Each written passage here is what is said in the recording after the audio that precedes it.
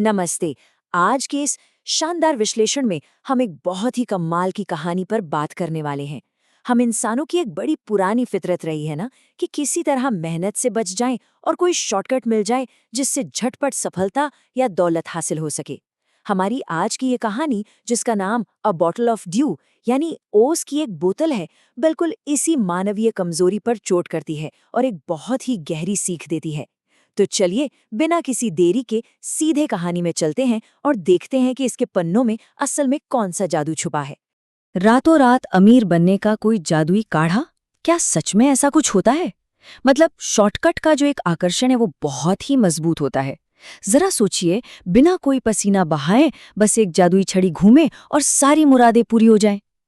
सदियों से ये ख्याल कहानियों और किंवदंतियों का हिस्सा रहा है। हमारी आज की कहानी की नींव भी बिल्कुल इसी सवाल पर टिकी है। अगर वाकई कोई ऐसा जादुई काढ़ा हाथ लग जाए तो वो पूरी जिंदगी की दिशा कैसे बदल देगा? तो सबसे पहले कहानी के मुख्य किरदार रामनाथ से मिलते हैं। रामनाथ एक बहुत ही रईस जमींदार का बेटा था। उसके पिता ने उसके लिए ढेरों जमीन जायदाद छोड़ी थी, लेकिन मजे की बात यह है कि रामनाथ ने उस जमीन की देखभाल में एक दिन भी नहीं बिताया। क्यों? क्योंकि उसे पूरा यकीन था कि कोई न कोई ऐसा जादुई काढ़ा जरूर है जो किसी भी चीज को सोने में बदल सकता है। और बस इसी पागलपन में उसकी मुलाकात होती है एक जाने माने सन्यासी ऋषि महीपति से, और वो ऋषि उससे कहते हैं कि हाँ, ऐसा काढ़ा बिल्कुल बनाया जा सकता है। अब कहानी के दूसरे और बहुत ही अहम पहलू पर आते हैं। रामनाथ की इस जादुई खोज का सीधा असर उसकी पत्नी मधुमती पर पड़ रहा था। एक तरफ रामनाथ लोगों की मनगढ़ंत बातों में आकर अंधाधुंध पैसा लुटा रहा था, और दूसरी तरफ मधुमती एकदम प्रैक्टिकल और यथार्थवादी महिला थी। वो अपनी आंखों के सामने सारा पैसा पानी की तरह बहता देख रही थी और इस बात को लेकर बेहद परेशान थी कि जल्द ही उनका खजाना खाली हो जाएगा। इन दोनों की सोच का जो ये जबरदस्त कॉन्ट्रास्ट है ना, यही कहानी को एक मजबूत आधार देता है। तो ऋषि महीपति ने रामनाथ को काढ़ा बनाने का जो तरीका बताया, वो कोई आसान मंत्र तंत्र नहीं था। उन्होंने एक बहुत ही अजीब और थका देने वाली शर्त रखी। पहला कदम था केले के ढेर सारे पेड़ लगाना। दूसरा कदम, उन्हें रोज खुद अपने हाथों से पानी देना। और तीसरा, जो सबसे हैरान करने वाला कदम था, सर्दियों की सुबह उन पेड़ों के पत्तों पर जो ओस गिरती है उसे अपने हाथों से इकट्ठा करना।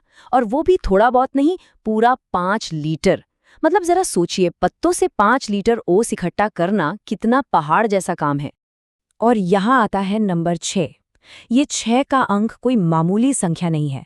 ये रामनाथ के पागलपन की हद तक के समर्पण और कड़ी मेहनत का प्रतीक है।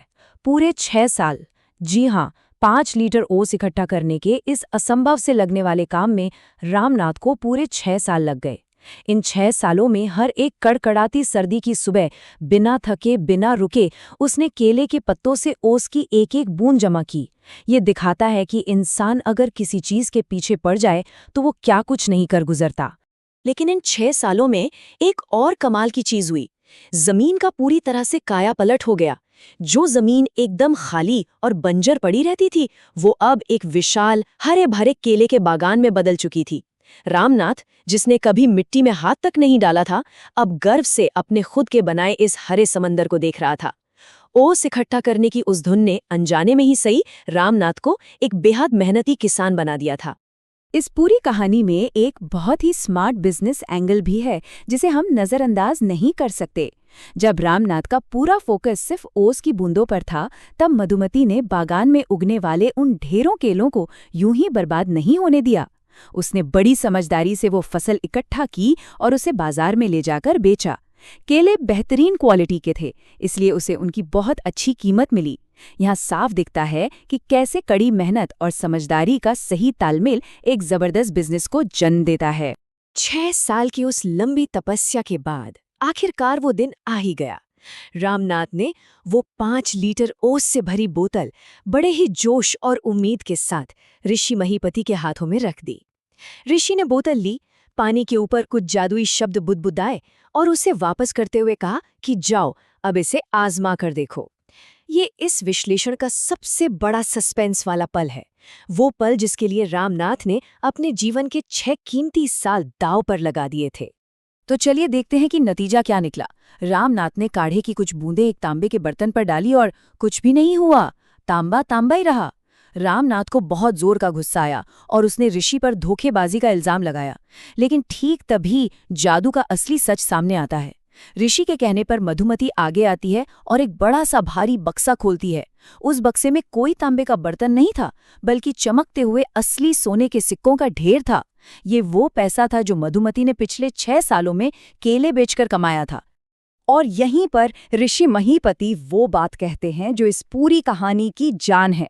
तुम्हारी मेहनत ने ये दौलत बनाई है, किसी जादू ने नहीं। उन्होंने कोई असली जादुई काढ़ा नहीं बनवाया था। ये सब तो बस एक बहुत ही चतुर साइकोलॉजिकल चाल थी। ऋषि अच्छे से जानते थे कि अगर वो सीधे सीधे रामनाथ से खेत में काम करने को कहते तो वो कभी नहीं सुनता। इसलिए उन्होंने जादू का लालच देकर उससे वही काम करवाया जो उसे असल में करना चाहिए था। असली जादू तो जमीन में पसीना बहाकर फसल उगाने और उसे व्यापार में बदलने में था। कहानी से मिली इस जबरदस्त सीख के बाद अब हम इस विश्लेषण के दूसरे हिस्से की तरफ बढ़ते हैं। आइए देखते हैं इस कहानी के भाषाई पहलू और इसमें छिपे हुए कुछ दिलचस्प कोड्स। इस कहानी के मूल पाठ में भाषा के एक बहुत ही मजेदार टूल का इस्तेमाल किया गया है, जिसे होमोफोन्स कहते हैं। होमोफोन्स असल में ऐसे शब्द होते हैं जिन्हें जब हम बोलते हैं तो उनकी आवाज एकदम एक जैसी लगती है, लेकिन जब उन्हें लिखा जाता है तो उनकी स्पेलिंग बिल्कुल अलग होती है और उनका मतलब भी जमीन आसमान का अलग होता है। ये भाषा सीखने में अक्सर थोड़ा कन्फ्यूजन पैदा करते हैं, लेकिन इन्हें समझना बहुत ही जरूरी और मजेदार है। कहानी में इन होमोफोन्स का बड़ा ही शानदार इस्तेमाल हुआ है। सबसे बढ़िया उदाहरण तो यही है। ड्यू यानी ओस और ड्यू यानी जो बकाया है या जिसका भुगतान होना है। पूरी कहानी ड्यू इकट्ठा करने पर है, लेकिन अगर गहराई से देखें तो इसमें उस मेहनत के भुगतान की भी बात है जो रामनाथ का ड्यू था। इसी तरह आय और आय या सन और सन जैसे शब्द हमें ये बताते हैं कि सिर्फ आवाज सुनकर किसी शब्द का अर्थ तय नहीं किया जा सकता, उसके पीछे का संदर्भ यानी कॉन्टेक्स्ट समझना बहुत जरूरी है। चलिए अब ध्वनि विज्ञान यानी फोनेटिक्स पर आते हैं। अंग्रेजी का जो अक्षर एस है ना, वो हमेशा एक जैसी आवाज नहीं देता। ये थोड़ा ट्रिकी है।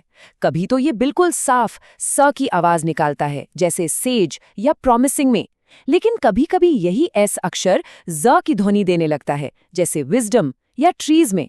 और सरप्राइज जैसे शब्दों में तो मजा ही आ जाता है, जहां पहला एस स बोलता है और दूसरा एस ज की आवाज देता है। ये दिखाता है कि भाषा कितनी डायनामिक है।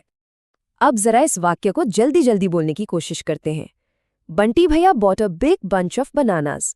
ये एक बेहतरीन टंग ट्विस्टर है।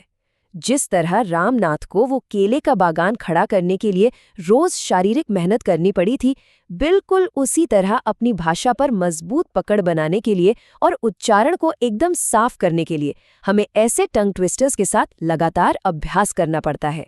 तो अंत में इस पूरे विश्लेषण को गहराई से समझने के बाद एक सवाल जो दिमाग में गूंजता रह जाता है, शॉर्टकट की इस अंधी दौड़ में हम कितनी बार उस असली जादू को भूल जाते हैं जो हमारी रोजमर्रा की मेहनत में छिपा है।